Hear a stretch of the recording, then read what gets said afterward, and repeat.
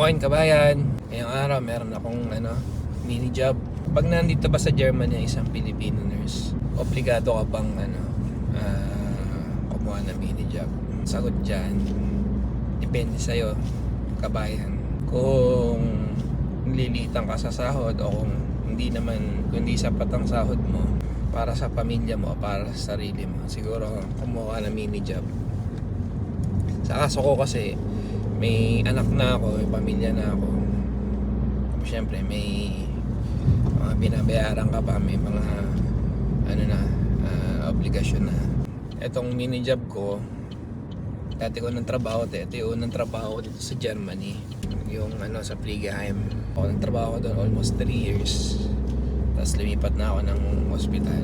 Kapag magmi-mini job ka, mas maganda ipaalam mo sa employer mo kung yung actual na trabaho mo. Mas maganda ipaalam mo sa kanila na magmi-mini job ka.